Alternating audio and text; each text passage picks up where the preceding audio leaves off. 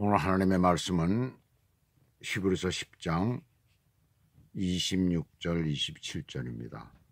우리가 진리를 아는 지식을 받은 후 짐짓 죄를 범한 즉 다시 속죄하는 제사가 없고 오직 무서운 마음으로 심판을 기다리는 것과 대적하는 자를 소멸할 맹렬한 불만 있으리라 그랬습니다. 자, 26절에서부터 39절까지가 하나의 단락이 되고 있거든요. 배교에 대한 경고와 고난받는 자들에 대한 위로와 인내를 위한 그런 경고가 이어지고 있습니다. 그래서 26절에서 31절까지는 배교자들에 대한 심판을 경고하고 있어요. 오늘은 26절과 27절을 보겠습니다. 26절 보시면은 우리가 진리를 아는 지식을 받은 후, 그래서 쉽게 풀이한다면은 진리의 지식을 받은 후가 되겠죠.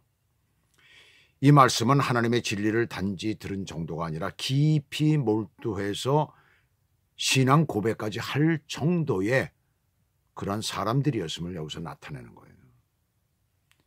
진리의 지식이란 구원의 도리에 관한 완전한 지식, 곧 예수 그리스도의 단번에 속죄 제사가 영원한 속죄를 이룬다는 사실에 관한 지식입니다.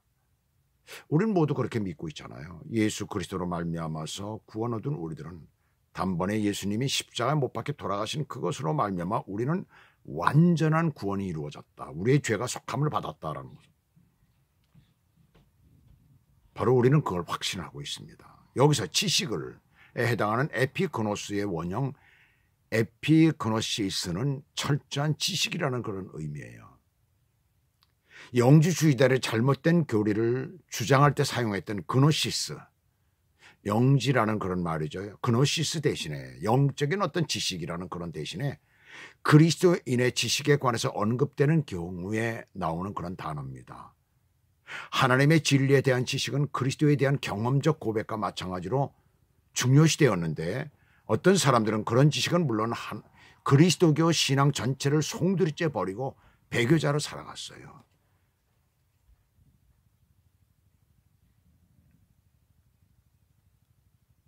그 당시에 교회를 어지럽히던 영지주의자들. 그래서 그노시스라고 그러죠. 그노시스. 영지주의자들. 그노시스, 영지라는 말을 갖다 놓았었습니다. 네. 거기에 대항해서 에피그노시스라는 그런 말이에요. 철저한 지식이라는 거죠. 그런데 그러한 지식을 받고도 송두리째 버리고 배교자로 살아갔다는 것이에요. 그래서 그 다음 보시면은 짐짓 죄를 범한 즉 그랬습니다. 짐짓 죄. 여기서 짐짓이라는 말은 고의적이라는 그런 뜻을 가지고 있어요. 우리가 계속해서 고의로 죄를 짓는 것. 즉 당시에 유대교에서 그리스도교로 개종하였다가 유대교도의 박해를 이기지 못해서 견디지 못해서 다시 유대교로 돌아가는 자들이 있었습니다. 이들에게 다시 속죄하는 제사가 남아있지 않음은 당연한 것이죠. 그들은 단번에 영원한 제사를 드린 예수 그리스도를 저버린 자들이기 때문에 그렇습니다. 그래서 제사가 다시 없다는 얘기예요. 그렇잖아요. 예수님이 한 번에 들이셨듯이 우리의 구원도 마찬가지라는 얘기입니다. 그래서 한 번 구원받은 사람은 완전히 다른 곳으로 빠지면 그 사람에게는 다시 구원이 없는 거예요.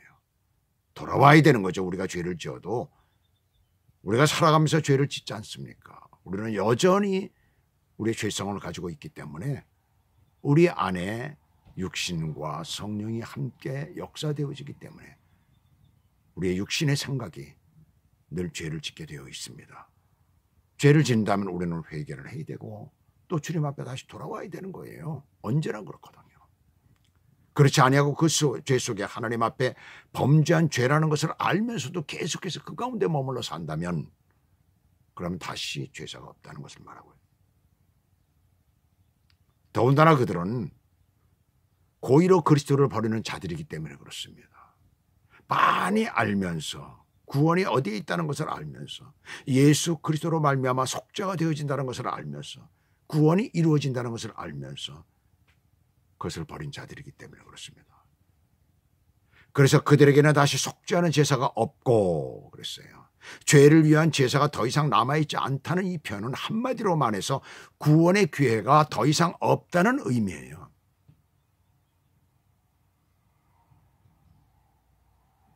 이러한 사람들에게 27절 보시면 오직 무서운 마음으로 심판을 기다리는 것과, 이 무서운 마음으로라는 말은 심판에 대한 기대가 무섭고 소름 끼치는 그런 기대임을 잘 나타내고 있어요.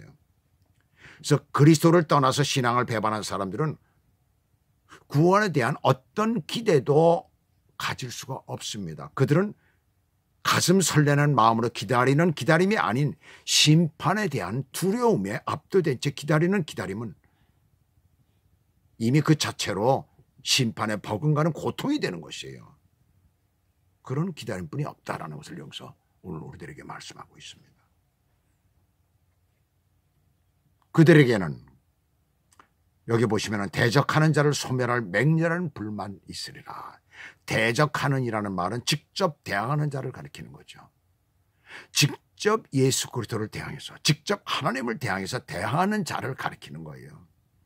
그들에게 있는 그 불만, 소멸할 불만 있으리라 그래요. 그래서 예수님께서는 이 땅에 오셔서 육신으로 살아가시면서 말씀을 전파하실 때에 자기를 대항하는 그 유대인들에게 마귀의 자식이요 그랬어요. 그러면서 또 지옥의 판결을 절대로 피하지 못할 것을 말씀했습니다.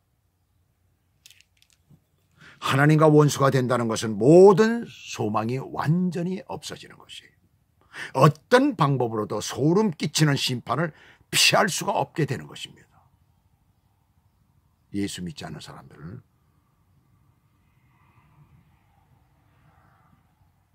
이 말씀을 명심해야 됩니다. 소름 끼치는 그 심판, 우리가 도저히 상상할 수 없는 그러한 심판이 기다리고 있는 거예요.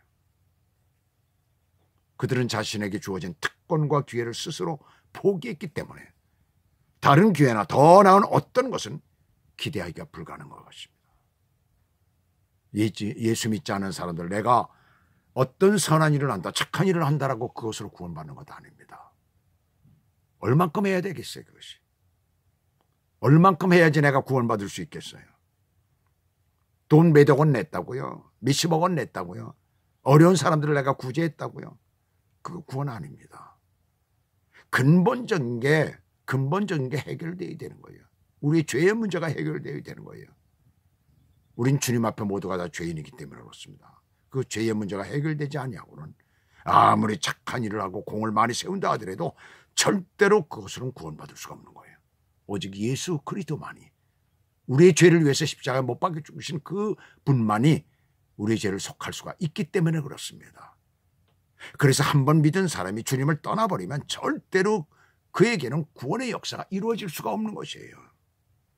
어떤 것도 어떤 기회도 기대할 수가 없습니다. 불가능한 것입니다.